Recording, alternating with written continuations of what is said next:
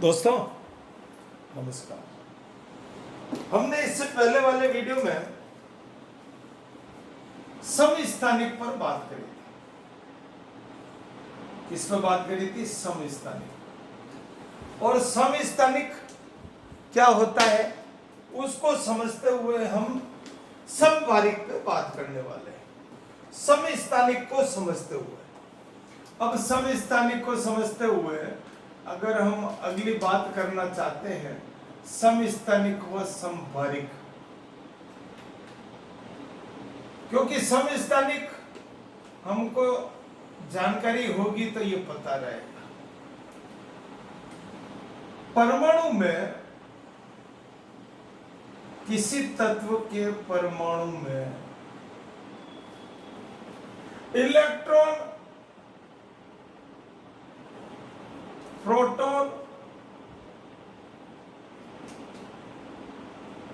व न्यूट्रॉन, ये तीनों परमाणु में उपस्थित होते हैं। इलेक्ट्रॉन सामान्य तौर पर कक्षा में रहता है, अपनी ऑर्बिट में चक्कर लगाता रहता है। प्रोटॉन नाभिक में रहता है, मध्य भाग में रहता है। न्यूट्रॉन भी मध्य भाग में रहता है। न्यूट्रॉन का रहेगा परमाणु की नाभिक के मध्य भाग। परमाणु संख्या पर हमने बात करी थी, एटॉमिक नंबर, इसको लिखते जेड से। परमाणु संख्या से अभिप्राय हो गया किसी तत्व के परमाणु में स्थित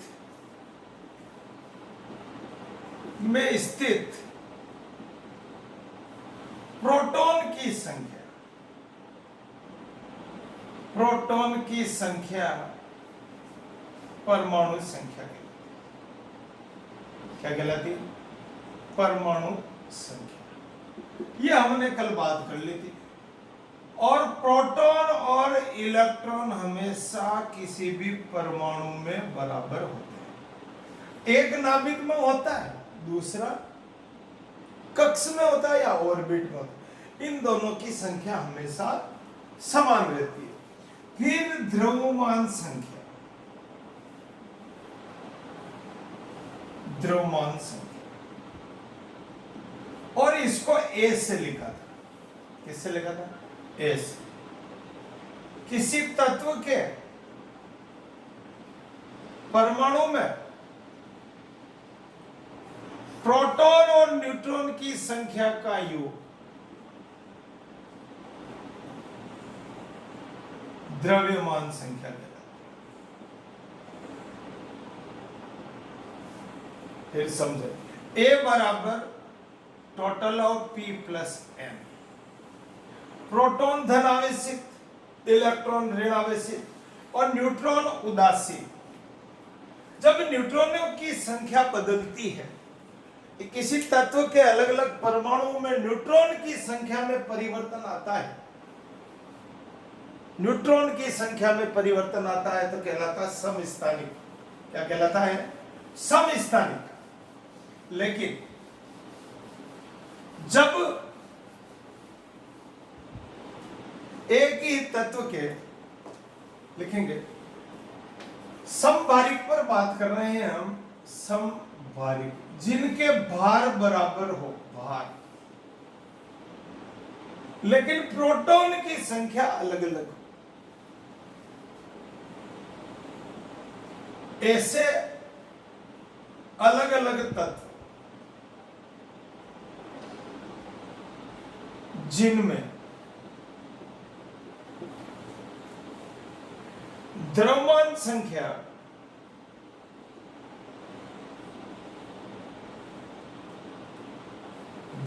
संख्या समान हो, लेकिन परमाणु संख्या अलग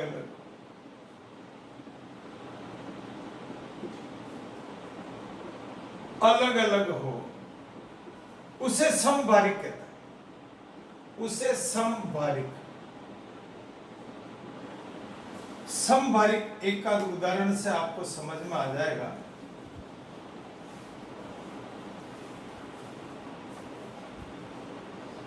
आर्गन 18, परमाणु संख्या होगी। आर्गन की परमाणु संख्या कितनी है? 18। और ये 40 इसकी द्रव्यमान संख्या है। किसी भी ऐसे लिखते ना अपन, ZA, जेड मतलब परमाणु संख्या, ये कहलाती द्रव्यमान। इस द्रव्यमान संख्या का मतलब P और N का टोटल।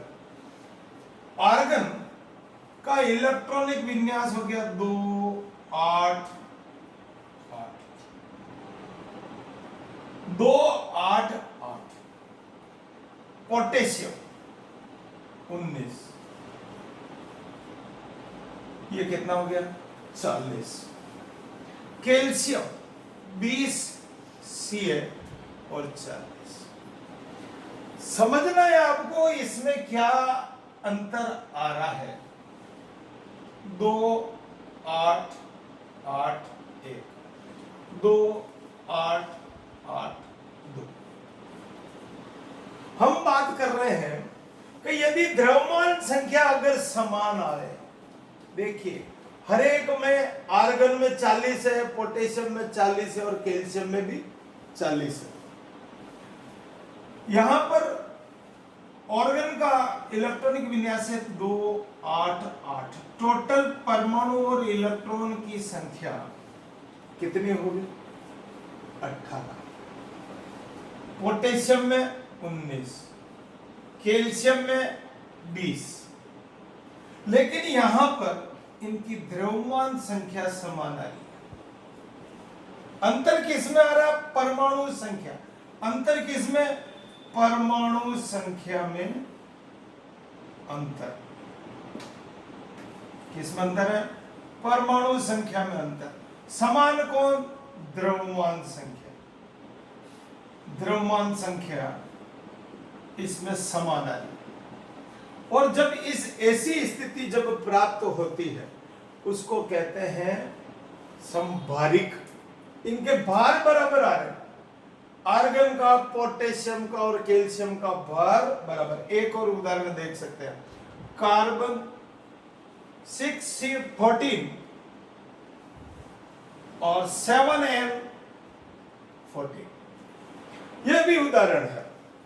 कार्बन में परमाणु संख्या 6, नाइट्रोजन की 7, लेकिन द्रव्यमान संख्या इन दोनों में भी समान है। यह भी समभारिक है, यह भी समभारिक है। तो समभारिक का अभिप्राय क्या हो गया? परमाणु संख्या में अंतर आता है लेकिन द्रव्यमान संख्या समान रहती है। ये अलग अलग तत्व हैं। आर्गन अलग है, पोटेशियम अलग है और कैल्शियम अलग है। जबकि समभारिक में अलग अलग तत्व होते हैं। समस्थानिक में एक ही तत्व के अलग अलग परमाणुओं में अंतर आता है। दोनों में बहुत बड़ा अंतर है। यह अलग अलग तत्वों के लिए है जबकि वो एक ही तत्व के अलग अलग परमाणुओं के लिए। इन दोनों को समझते हुए इसको हल करें, समझें, याद करें। बहुत बहुत धन्यवाद।